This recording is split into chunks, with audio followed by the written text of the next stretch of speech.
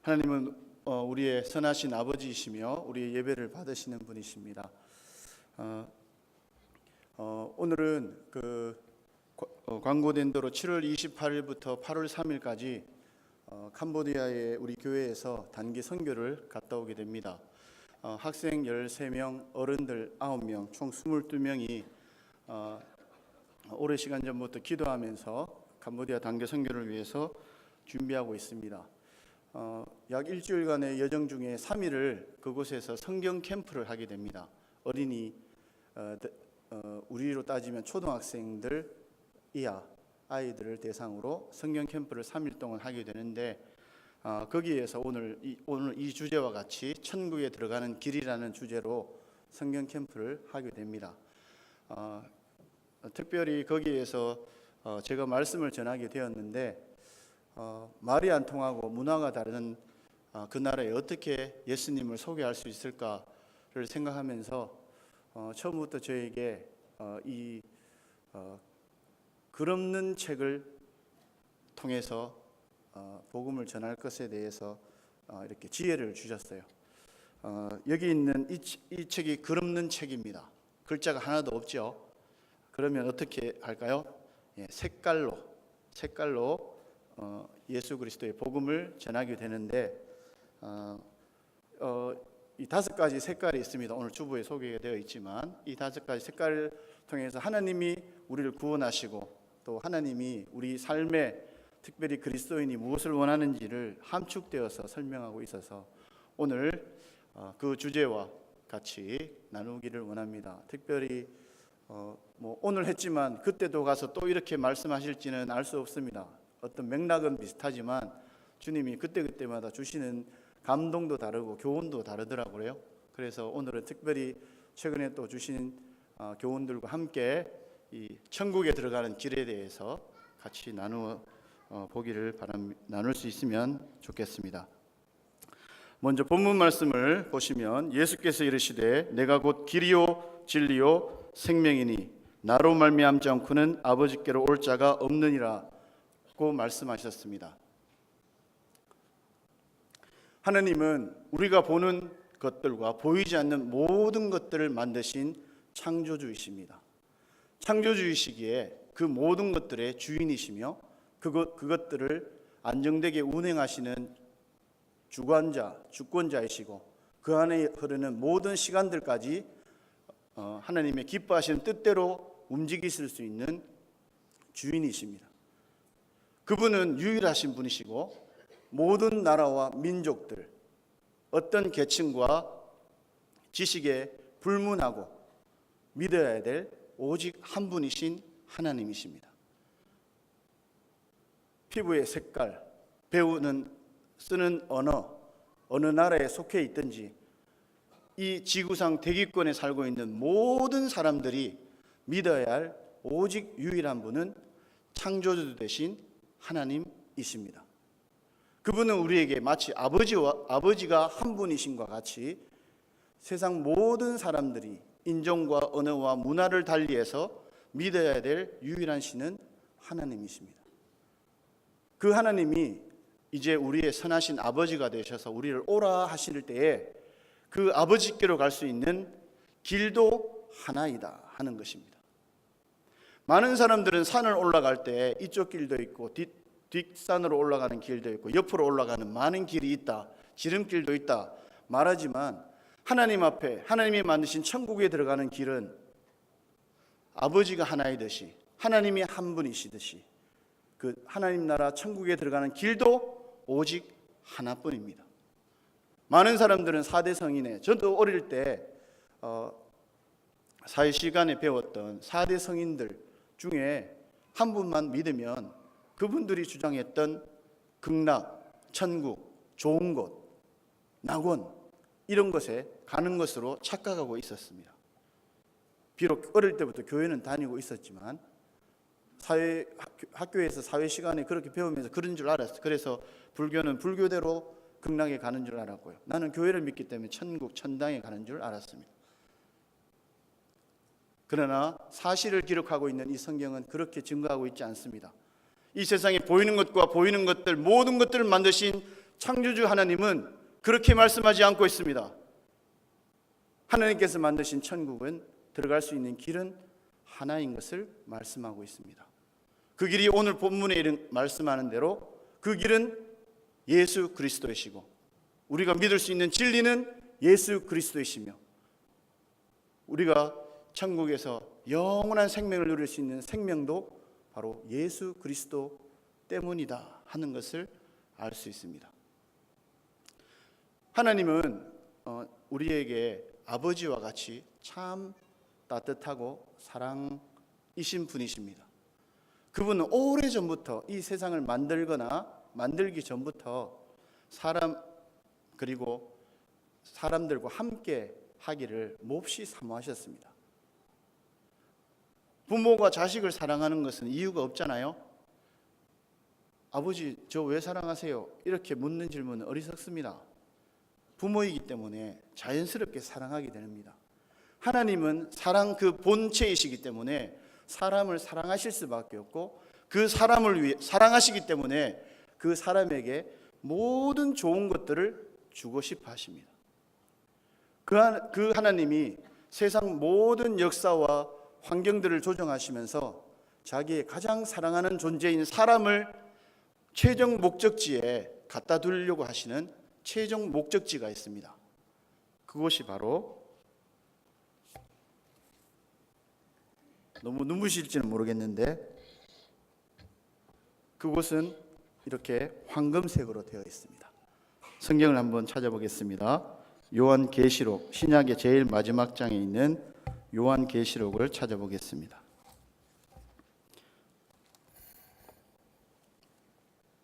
우리를 아버지처럼 사랑하시는 하나님께서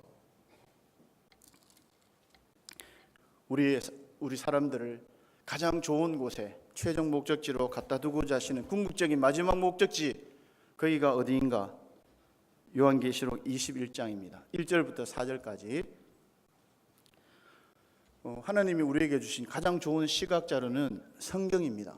이렇게 예쁜 색깔로 설명도 하고 하지만 하나님에 대해서 가장 좋은 시각 자료는 성경입니다. 그래서 오늘은 성경을 11번을 찾게 되는데 빠짐없이 잘 따라오시면 좋겠습니다. 요한계시록 21장 1절부터 4절까지 제가 읽겠습니다.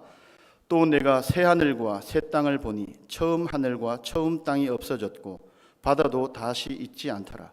또 내가 보매 거룩한 성 새 예루살렘이 하나님께로부터 하늘에서 내려오니 그 준비한 것이 신부가 남편을 위하여 단장한 것 같더라.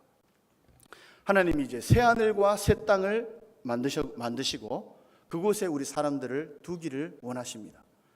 우리가 지금 살고 있는 이 대기권은 하나님이 우리가 보내시고자 하는 모델하우스입니다. 이 대기권이 우리 사람이 살기에 좋은 온도, 공기 이런 것들이 지금 형성이 되어 있잖아요.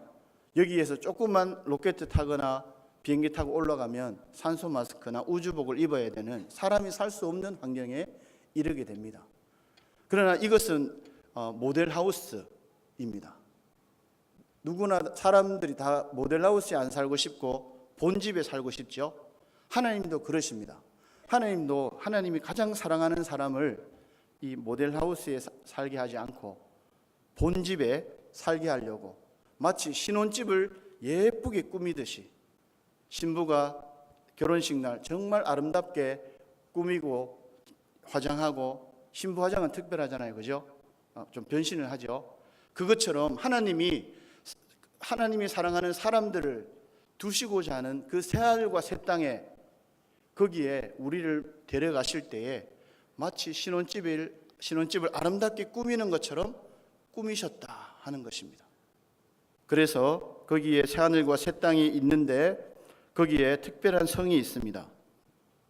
그것이 거룩한 성 새 예루살렘이다 하는 것이고요. 3절, 내가 들으니 보좌에서 큰 음성이 나서 이르되 보라, 하나님의 장막이 사람들과 함께 있음에 하나님이 그들과 함께 계시리니 그들은 하나님의 백성이 되고 하나님은 친히 그들과 함께 계셔서 모든 눈물을 그 눈에서 닦아주시니 다시는 사망이 없고 애통하는 것이나 곡하는 것이나 아픈 것이 다시 있지 아니하리니 처음 것들이 다 지나갔음이라라. 읽기만 해도 참 좋지요. 자, 여기에서 제가 주목한 단어는 하나님의 장막입니다. 하나님의 장막. 장막이라고 하면 집보다 텐트 개념이 생기죠. 그런데 제가 영어를 찾아보니까 거주지 또는 주소를 의미합니다. 신랑 신부가 따로 살았습니다. 그런데 결혼을 하면 어떻게 되나요? 한 집에 살면서 세대를 합치게 되고 주소도 옮게 됩니다. 여기 하나님의 장막이 사람들과 함께 거한다 하는 뜻이 그 뜻입니다. 하나님과 우리가 다른 곳에 살고 있습니다. 그런데 언젠가 우리를 하나님이 사시는 그 신혼집에 딱 합치실 때에 하나님도 주소지를 거기로 옮기신다는 거예요. 우리와 함께 거하시기 위해서 하나님의 주소지를 우리와 함께 신혼집으로 옮기신다 하는 것입니다. 그곳에서 우리가 살았던 인생의 모든 눈물과 슬픔들을 닦여주시고 그곳에서 행복하게 살 거다 하는 것을 말씀하고 계십니다. 그런데 특별히 제가 여기서 황금색으로 표시하는 것은 10절부터입니다. 이 거룩한 성 예루살렘이 무엇으로 만들어졌는지를 이제 10절부터 21장에 기록하고 있는데 10절 성령으로 나를 데리고 크고 높은 산으로 올라가 하나님께로부터 하늘에서 내려오는 거룩한 성 예루살렘을 보이니 하나님의 영광이 있어 그 성의 빛이 지극히 귀한 보석 같고 벽옥과 수정같이 맑더라. 크고 높은 성곽이 있고 12문이 있는데 문에 12천사가 있고 문들 위에 이름을 썼으니 이스라엘 자손 12지파의 이름들이라. 14절 그 성의 성곽에는 12기초석이 있고 그 위에는 어린 양의 12사도의 12이름이 있더라. 자, 18절 그 성곽은 벽옥으로 쌓였고 그 성은 정금인데 맑은 유리 같더라. 19절 그 성의 성곽의 기초석은 각색 보석으로 꾸몄는데 하면서 12가지 보석이 나옵니다. 21절 그 12문은 12진주니 각 문마다 한 개의 진주로 되어 있고 성의 길은 맑은 유리 같은 정금이더라. 보석이 너무 많이 나와서 감이 안 잡히시죠? 저희 동네에 보석 사우나가 있습니다. 보석 사우나가 있어서 이제 한 번씩 갔는데 보니까 거기에 보석 사우나 중에 여러 가지 종류가 있는데 자수정 사우나가 있더라고요. 그래 가보니까 보라색 빛깔로 이게 진짜인지 아닌지 저는 뭐 견해가 없으니까 전문 지식이 없으니까 벽에 박혀 있는데 자수정이 진짜 반짝반짝 빛나게 왠지 몸에 좋은 것 같아요. 그 옆에 가보니까 옥으로 된 옥돌 사우나가 있습니다. 옥돌 사우나에 이렇게 옥색 아시죠? 반들반들한 돌이 또 박혀 있으면서 거기서 와 진짜 좋다. 금은 없나 싶어요. 금을 딱 보러 옆에 가보니까 옆에 소금 사우나가 있습니다. 금이잖아요, 소금 사우나. 그 소금 사우나에서 참 좋았는데요. 그것과 비교할 수 없는 이 하나님이 우리와 함께 거하시기 위해서 예비된 황금성 예루살렘이 우리에게 있다는 거예요. 그것이 우리를 너무너무 사랑하시는 하나님이 우리를 위해서 최고로 아름다운 신혼집으로 예비한 우리의 최종 목적지를 거기에 두고 계신다. 하나님도 거기를 최종 목적지로 우리도 거기로 데려가시려고 새하늘과 새 땅, 거룩한 성 예루살렘, 황금집인 황금성인 천국을 예비하셨다 하시는 것입니다. 거기에 들어가는 길은 유일합니다. 거기에 들어가는 길은 예수 그리스도 한 분뿐입니다. 그런데 우리는 들어갈 수 없었습니다. 저도 그곳에 들어갈 수 없는 사람이었습니다. 왜 그런지 하면 이사야에 있는 말씀을 찾아보겠습니다.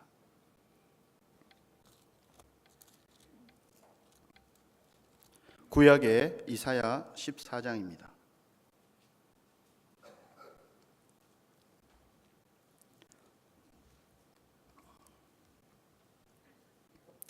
이사야 14장 12절부터 15절까지 제가 읽겠습니다. 구약의 982쪽입니다. 너 아침의 아들 계명성이여 어찌 그리 하늘에서 떨어졌으며 너 열국을 엎은 자여 어찌 그리 땅에 찍혔는고 네가 네 마음에 이르기를 내가 하늘에 올라 하나님의 뭇별 위에 내 자리를 높이리라. 내가 북극 지폐의 산 위에 앉으리라. 가장 높은 구름에 올라가 지극히 높은 이와 같아지리라 하는도다. 그러나 이제 네가 스올 곧 구덩이 맨 밑에 떨어짐을 당하리로다. 무슨 말씀인지 잘 모르시겠죠?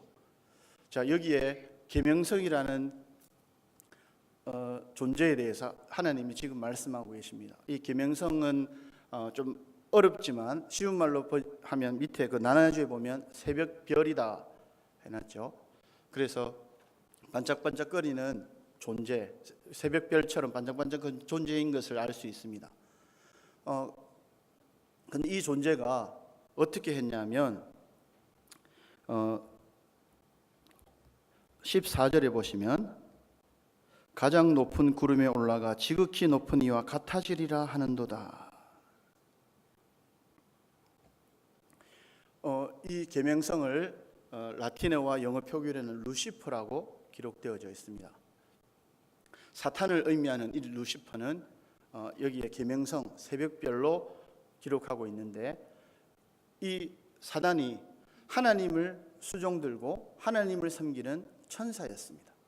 그런데 이 새벽별처럼 반짝반짝 빛나는 외모와 인상을 가진 나머지 그를 따르는 무리 천사들이 많았습니다. 그래서 스스로 자기를 높이기 시작합니다. 그래서 이제 내가 가장 높은 곳에 서서 지극히 높으니 하나님과 같아지겠다 하고 스스로를 높입니다. 교만은 멸망의 선봉입니다. 사단이든 사람이든 하나님 앞에 교만하면 멸망의 선봉에 서게 되는 것입니다. 하나님은 교만한 자를, 교만한 존재를 몹시 싫어하십니다. 그런데 이 새벽별 루시퍼 계명성이 내가 하나님과 같아지겠다 하는 그 순간 하나님이 그를 어떻게 했습니까? 스월, 이것을 지옥으로 생각하시면 됩니다. 맨 구덩이 밑바닥에 던져넣겠다 라고 명령하셨습니다.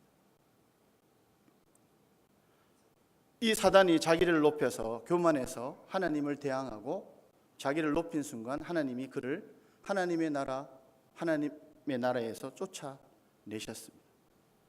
그는 이제 우리가 살고 있는 이 대기권과 이 세상에 주관하는 공중의 권세 잡은 자로 이 땅에 활동을 하고 있습니다. 이 사람은 이름이 계명성 새벽별인 것을 보니까 제가 어떤 교훈을 받았냐면, 사실은 하나님이 인정하는 새벽별은 예수 그리스도이십니다. 계시록에 예수 그리스도를 새벽별로 부르고 있습니다. 예수님에 대한 호칭이 성경에 많이 있지만 어린 양도 있고 새벽별도 있고 그리스도도 있고 많잖아요. 그런데 예수 그리스도가 진정한 새벽별이신데 이 사단이 새벽별이라는 이름을 다는 걸 보면서 마치 주인집에 하인이 주인의 아들이 너무너무 부럽고 그래서 이름도 새벽별이라 하면서 그 아들처럼 되려고, 절대로 주인의 아들이 될 수 없는데 하인이, 그런데 그렇게 애쓰는 이 사단을 생각해 보았습니다. 결국 자기가 종이면서 아들이 되려고 막 하니까 주인이 쫓아낼 수밖에 없죠. 그 하인은 쫓겨났습니다. 그래서 이제 이 가짜 새벽별 루시퍼는 생각을 합니다. 어떻게 하면 내가 원수를 갚을 수 있을까? 내가 어떻게 하면 내가 이 쫓겨난 분을 갚을 수 있을까? 그래, 내 주인이 가장 사랑하는 존재를 괴롭혀야지, 그도 멸망하게 만들어야지 하는 생각을 가지고 이제 우리 사람의 조상인 첫사람 아담에게 찾아옵니다. 창세기는 세상을 어떻게 시작되었는가, 창조된 이야기와 세상의 시작을 알리는 기록입니다. 성경에 제일 앞서 있는 이 창세기 3장에 보면 이 사단이 뱀의 모양을 빚어서 사람의 첫사람 아담 그리고 하와를 만나는 장면이 나옵니다. 거기에 뱀이 곧 사단이 이렇게 이야기합니다. 하나님이 먹지 말라고 하는 그 선악과를 따먹으라고 이야기하면서 그것을 먹는 날에는 너희 눈이 밝아 하나님과 같이 되어 라는 표현을 씁니다. 자기가 자기 스스로 높여서 내가 하나님과 같아지리라 하고 말했던 이 사단이 이제 사람에게까지 야, 네 그거 먹으면 하나님과 같이 될 수 있다 하고 부추깁니다. 그래서 여자가 그 꼬임에 넘어가서 선악을 알게 하는 나무를 따먹게 됩니다. 따먹고 나서 어떻게 되었을까요? 그것을 먹은즉 자기 눈이 밝아져 부끄러운 줄 알게 되었다는 표현이 있습니다. 선악을 알게 하는 나무를 따먹으면서 하나님과 같이 될 수 있다. 이제 네가 네 주인이 될 수 있다. 하나님이 너희 주인이 아니라 네가 네 마음대로 살 수 있는 인생이 될 수 있다. 그래서 자기가 하나님 될 수 있는 것처럼 부추긴 사단에게 속아서 사람도 이제 선악을 알게 한 나무를 따먹고 그 거짓말에 속아서 죄를 범하게 되었습니다. 그래서 그 사람이 어떻게 되었냐면 그것을 먹은즉 눈이 밝아져 부끄러운 줄 알고 라는 말씀이 있습니다. 부끄럽게 자기의 벗은 줄을 알고 부끄럽게 여기는 것은 자기 죄의 양심의 증거입니다. 우리 중에 여기서 벌거벗고 이 앞에 서 계실 분이 계십니까? 부끄럽잖아요. 그 부끄러운 것은 내가 죄인이라는 양심의 증거입니다. 이 중에 나와서 빨가벗고 있을 수 있는 사람은 아무 개념이 없는 어린아이거나 저 영대병원 7층에 가야 될 뿐이죠. 그렇지 않다면 우리 양심의 증거는 자기가 벗은 몸을 부끄러울 줄 아는 것입니다. 그것이 여러분이 죄인이라고 하는 양심의 증거입니다. 언제부터 이랬느냐? 선악을 알게 하는 나무를 따먹는 그 순간 사람의 눈이 밝아져 부끄러운 줄을 알게 된 것입니다. 그때부터 옷을 입게 된 것입니다. 그래서 우리는 구원받은 우리는 날마다 옷을 입을 때 참 은혜롭습니다. 주님, 제가 이 부끄러운 것을 이 옷으로 가리지만 하나님 앞에는 가릴 수 없었습니다. 그러나 저에게 하나님 앞에도 가릴 수 있는 거룩한 옷을 주신 것 감사합니다. 나 같은 죄인 살려주신 것 참 감사합니다 하면서 우리가 날마다 옷 입을 때 하나님의 은혜를 경험할 수 있습니다. 사람이 옷을 입게 된 것은 바로 죄를 지어서 자기가 부끄러운 줄 알았기 때문에 옷을 입기 시작했습니다. 여러분이 다 옷을 입고 있죠? 여러분이 죄인이라는 것을 말씀해 주고 있는 것입니다. 어쨌든 사람들이 그렇게 죄를 지었고 하나님의 영광에 이를 수가 없었습니다. 그래서 루시퍼 사단을 하나님이 멸하시기 위해서 만드신 곳이 마태복음에 있습니다. 마태복음 25장입니다.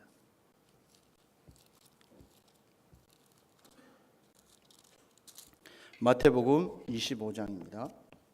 41절입니다.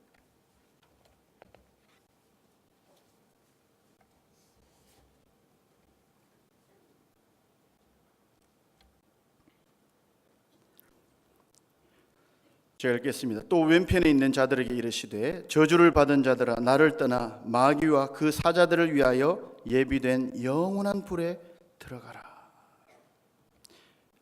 마귀와 그 사자들을 위하여 예비된 영영한 불에 대한 표현이 나옵니다. 하나님은 영영한 불을 예비하셨습니다. 준비하셨습니다. 그 불은 지옥의 뜨거운 불못을 말하는 것으로 마귀와 그 사자들을 위해서 예비되었다 하고 기록하고 있습니다. 그런데 그곳에 저주받은 자들이 들어가게 됩니다. 예수 그리스도, 길 되신 예수 그리스도, 진리이신 예수 그리스도, 생명이신 예수 그리스도를 알지 못하고 사단의 꾀임에 빠져서 여전히 죄 가운데 있는 사람들은 저주를 받게 되는 것입니다. 마귀와 그 사자들을 위해 예비되었지만 사람들조차도 그 마귀의 말 속았던 그 죄 때문에 마귀와 그 사자들을 위해 예비된 영영한 불에 들어가게 되는 것입니다. 조금 뒤로 넘기시면 로마서가 나옵니다. 로마서 5장입니다.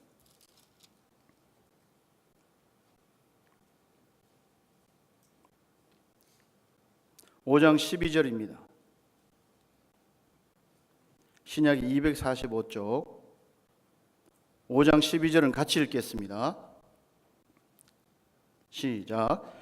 그러므로 한 사람으로 말미암아 죄가 세상에 들어오고 죄로 말미암아 사망이 들어왔나니 이와 같이 모든 사람이 죄를 지었으므로 사망이 모든 사람에게 이르렀느니라. 여기 나오는 한 사람은 아까 말씀드린 우리의 인류의 조상 첫사람 아담을 말합니다. 그 한 사람이 사단의 거짓말과 속임수에 속아서 죄가 세상에 들어오게 되었습니다. 그 죄로 말미암아 사망이 들어왔습니다. 우리가 이 말씀을 읽을 때 죄로 말미암아 사망이 왔네, 죄 때문에 우리가 죽는구나 이렇게 생각하면 하잖아요. 물론 그것은 맞습니다만 온도 차이가 다릅니다. 여기서 말하는 사망은 뜨거운 지옥 불못을 의미합니다. 뜨거운 지옥 불못에 들어가는 운명을 이야기합니다. 한 사람 아담을 통해서 죄가 세상에 들어왔고 그 죄 때문에 지옥에 들어갈 운명이 우리에게 왔다는 것입니다. 우리 가운데 아직 예수 그리스도를 믿거나 구원받지 않으신 분들, 죄로 말미암아 사망이 왔다, 죽는구나, 그것이 아닙니다. 죄로 말미암아 여러분은 바로 뜨거운 지옥 불못에 들어갈 운명이 여러분에게 있다 하는 것입니다. 그냥 사망이 아닙니다.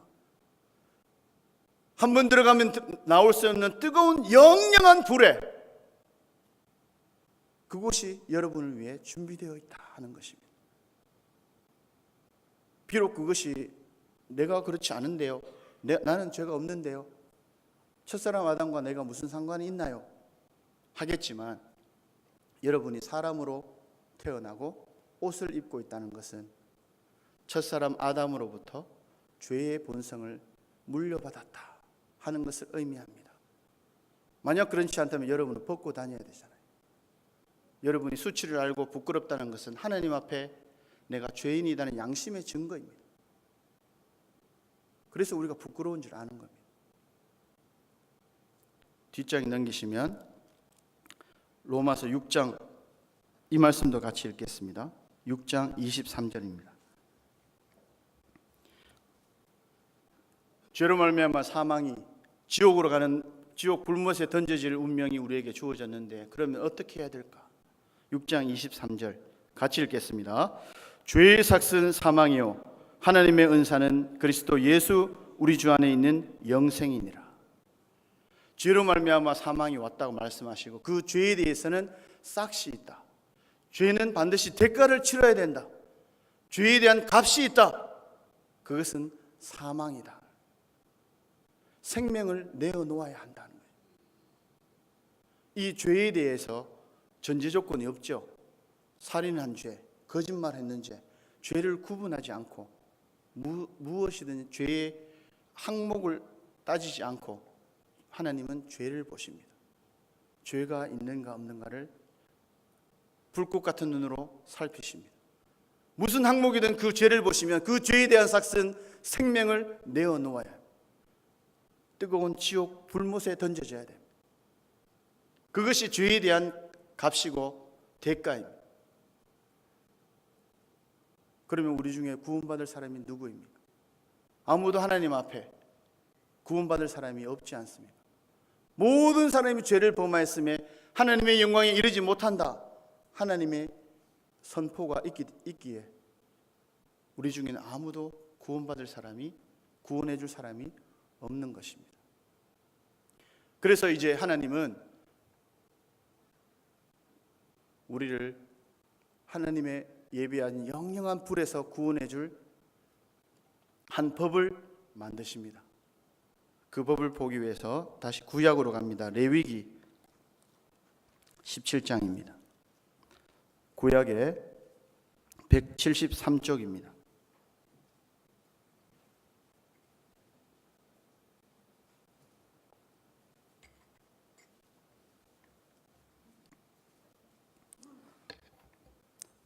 레위기 17장 11절 같이 읽겠습니다.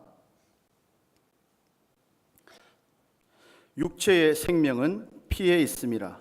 내가 이 피를 너희에게 주어 제단에 뿌려 너희의 생명을 위하여 속죄하게 하였나니 생명이 피에 있으므로 피가 죄를 속하느니라. 죄의 삭은 사망이다. 생명을 내어놓아야 된다. 피의 대가는 생명을 내어놓아야 한다 하는 것이 하나님의 기준 선포입니다. 이제 이 레위기에서 하나님이 말씀하셨습니다. 그럼 그 죄는 어떻게 속하는가? 생명이 피에 있기 때문에 피를 통해서 죄를 속하도록. 여기에 속죄, 속한다는 말은 덮다, 제거하다 이런 뜻이 있습니다. 속죄란 말은 죄를 덮는다, 죄를 제거한다. 피가 죄를 속한다, 피가 죄를 덮는다, 피가 죄를 제거한다 이런 의미입니다. 그러면 우리가 모든 사람들이 죄인인데 이 죄를 어떻게 그러면 제거하고 죄를 덮을 수 있을까요? 이전에는 동물을 통해서 동물의 피를 흘려서 죄를 덮고 죄를 제거했습니다. 그런데 하나님이 사람을 사랑하는 가장 좋은 방법을 또 생각하셨습니다. 하나님이 사랑하는 사람을 위해서 가장 좋은 것을 준비하셔서 새하늘과 새 땅에 황금성을 준비하신 하나님이 사람을 구원하기 위한 최선의 방법을 생각하셨습니다. 요한복음입니다. 요한복음 1장입니다. 29절을 같이 읽겠습니다.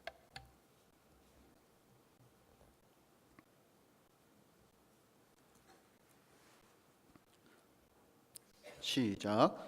이튿날 요한이 예수께서 자기에게 나오심을 보고 이르되 보라 세상 죄를 지고 가는 하나님의 어린 양이로다.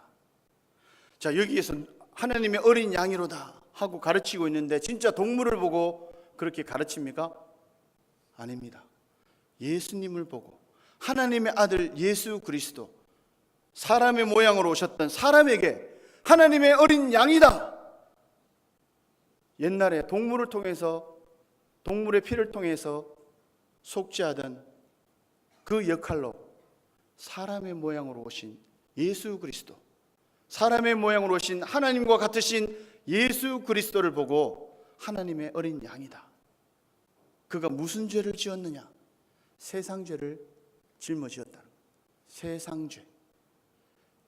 세상에 살고 있는 모든 사람들의 죄를 짊어지었다. 우리 이전에 살았던, 과거에 살았던 사람들의 죄, 지금 오늘날 살아가고 있는 사람들의 죄, 우리 이후에 살고 있는 모든 사람들의 죄까지 세상 죄에 포함시키셔서 그 세상 죄를 짊어지시고 피의 제사를 드리는 하나님의 어린 양으로 예수 그리스도를 가르치고 있습니다. 그 예수 그리스도가 천국에 들어가는 유일한 길이십니다. 그 예수 그리스도가 천국으로 가는 유일한 진리이십니다. 그 예수 그리스도가 천국에 들어가는 유일한 생명이십니다.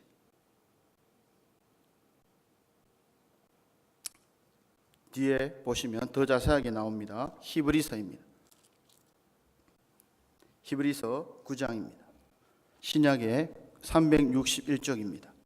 하나님의 어린 양은 구체적으로 어떤 일을 하셨는지 히브리서 9장이 나옵니다. 히브리서 9장 12절 역시 같이 읽겠습니다. 362쪽 시작. 염소와 송아지의 피로 하지 아니하고 오직 자기의 피로 영원한 속죄를 이루사 단번에 성소에 들어가셨느니라. 이전까지는 염소와 송아지의 피로 속죄를 했습니다. 그러나 그것은 영원히 속죄할 수 없었습니다. 그런데 여기 염소와 송아지의 피가 아니라 오직 자기의 피, 예수 그리스도, 하나님의 아들 예수 그리스도의 피로 영원한 속죄를 이루셨다. 영원한 속죄, 한 번 죽으시는 것으로 영원한 효력이 있는, 염소와 송아지는 매년마다 죽어서 피를 흘려야 되지만 예수 그리스도는 한 번 십자가에 달리신 것으로 영원한 속죄를 이루셨다 하는 것입니다. 한 장 더 넘기시면 10장 12절입니다.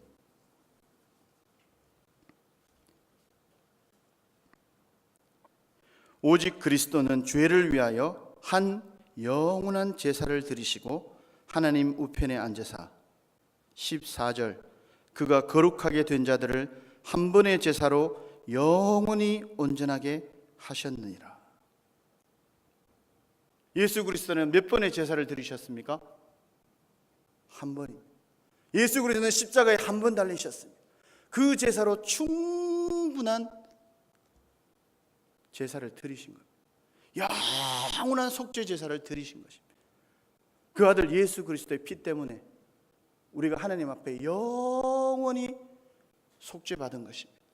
영원히 죄가 덮어지는 것입니다. 영원히 죄가 제거되는 것입니다. 19절입니다. 그러므로 형제들아 우리가 예수의 피를 힘입어 성소에 들어갈 담력을 얻었나니, 이 성소는 하나님이 계신 곳입니다. 그 하나님이 계신 곳에 죄 있는 사람은 들어갈 수 없잖아요. 그런데 예수의 피를 힘입어 들어간다는 것입니다. 20절 그 길은 우리를 위하여 휘장 가운데로 열어놓으신 새로운 살 길이요 휘장은 곧 그의 육체니라. 예수 그리스도가 십자가에 달리시면서 물과 피를 다 쏟으시고 손과 발에 머리에 가시관을 쓰시고 마지막에 창에 옆구리를 찌르시면서 자기의 육체를 상하게 하셨습니다. 그곳에서 나온 모든 물과 피가 여러분의 모든 죄들을 덮습니다. 영원히 덮습니다. 영원히 제거합니다. 우린 그 아들 예수 그리스도의 피를 힘입어 하나님 앞에 용기 있게 나갈 수 있게 되었습니다. 그래서 우리는 하나님 앞에 이제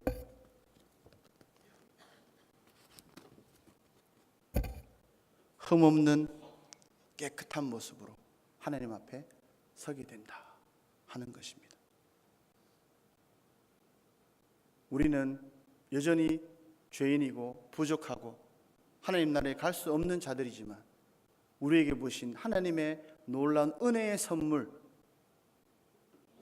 아들 예수 그리스도로 말미암아 하나님 앞에 흠없고 죄 없는 모습으로 용기 있는 모습으로 나갈 수 있게 되었다. 이것이 얼마나 은혜입니까? 이런 우리에게 하나님은 이제 우리의 인생을 가치 있게 하시고 우리에게 명령하고 기대하고 하나님이 바라시는 것이 소원이 있다 하는 것입니다. 그것은 이제 마지막 초록 색깔입니다. 초록 색깔을 보시니까 무엇이 생각나실까요? 같이 한번 우리가 지난주에도 주일 설교에 있었고 매우 중요한 말씀이어서 한 번 더 같이 찾아보겠습니다. 에베소서 4장입니다.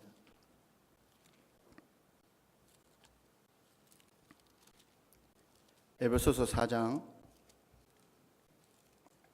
13절입니다. 13절부터 15절까지 우리가 다 하나님의 아들을 믿는 것과 아는 일에 하나가 되어 온전한 사람을 이루어 그리스도의 장성한 분량이 충만한 데까지 이르리니 이는 우리가 이제부터 어린아이가 되지 아니하여 사람의 속임수와 간사한 유혹에 빠져 온갖 교훈의 풍조에 밀려 요동하지 않게 하려 함이라. 오직 사랑 안에서 참된 것을 하여 범사에 그에게까지 자랄지라. 그는 머리니 곧 그리스도라. 이 말씀을 통해서 줄여서 말할 수 있다면 예수님처럼 자라가라. 예수님처럼 살도록, 예수님처럼 살게 되도록 그때까지 성장해 가라 하는 것입니다. 예수 그리스도를 믿는 것과 예수 그리스도를 아는 것에 우리의 키가 자라가듯이 점점 자라가라 하는 것입니다. 오늘 우리 주보에 보니까 목회자 코너에 우리가 자라갈 수 있는 훌륭한 방법을 기록해 놓았습니다. 다 읽어보셨을 텐데요. 우리 교회가 성장하는 비결은 거기에 두고 있습니다. 섬기는 것입니다. 교회 안에서, 목장 안에서 예수님이 섬기러 오셨기 때문에 그 예수님처럼 정말 내가 할 수 있는 최대한 최선을 다해서 섬기는 삶이 예수 그리스도에게까지 자라는 비결입니다. 그리고 또 한 가지, 이제 예수님은 그 성장하고 자라는 것을 이 초록 색깔, 초록 잎들이 자라서 열매 맺는 것과 같이 비유하셨는데, 요한복음 15장 말씀을 같이 보겠습니다. 요한복음 15장 5절입니다.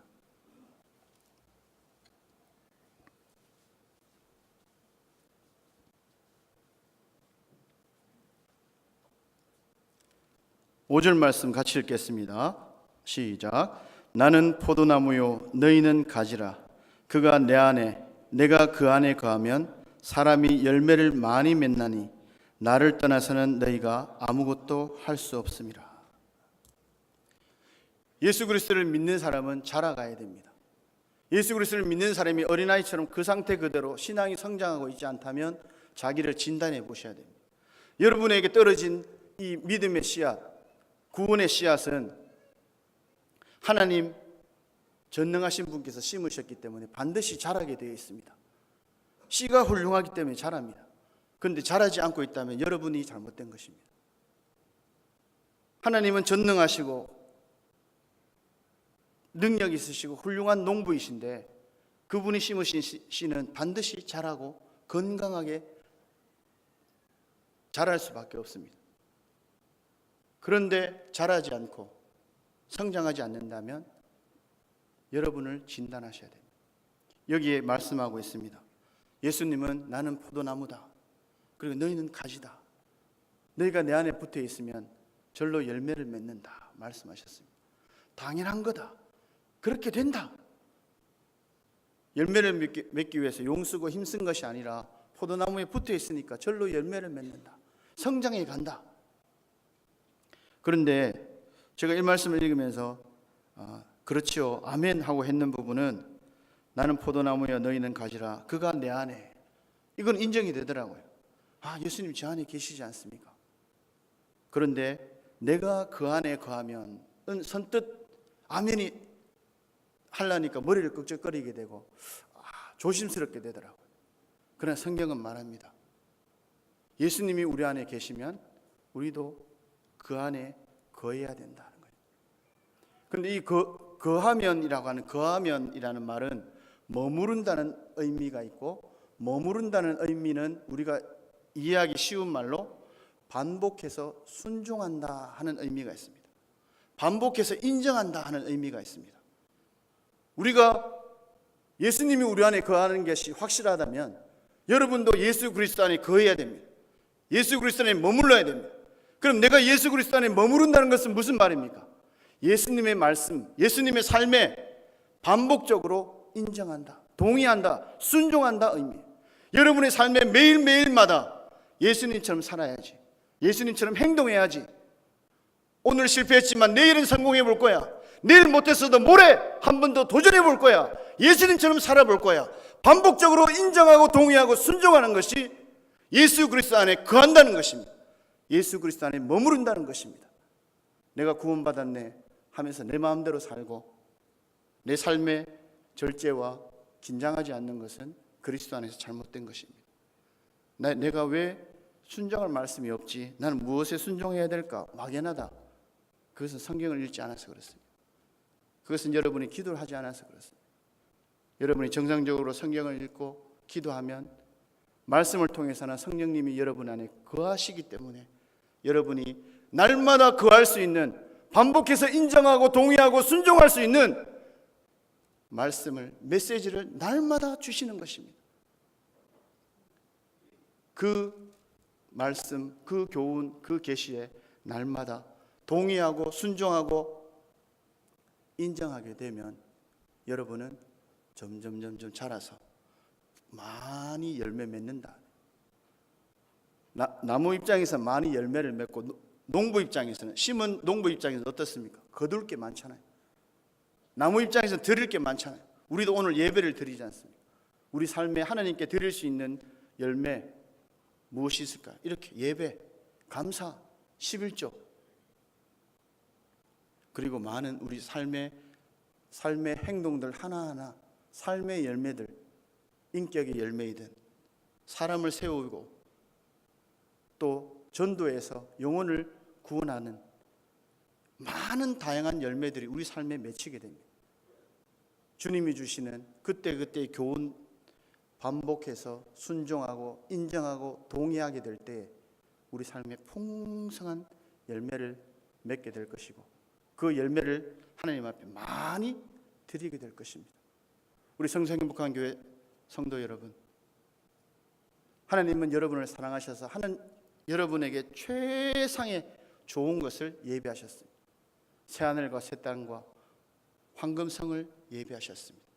그리고 그곳에 갈 때까지 여러분과 함께 하시며 언젠가 그곳에 주소지를 다 옮기게 되면 더불어 살게 될 그날까지 여러분의 삶 속에 세밀하게 간섭하시고 인도해 가실 겁니다.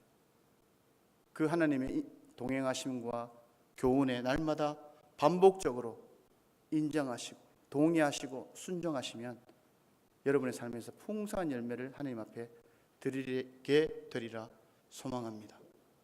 예수 그리스도는 길이십니다.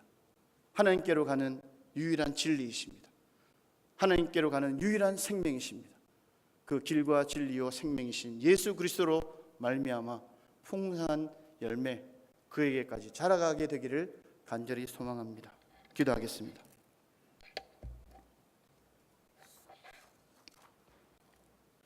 아버지 하나님, 나 같은 죄인 살려주신 것 참 감사합니다. 죄의 삭은 사망이라 말씀하셨기에 우리가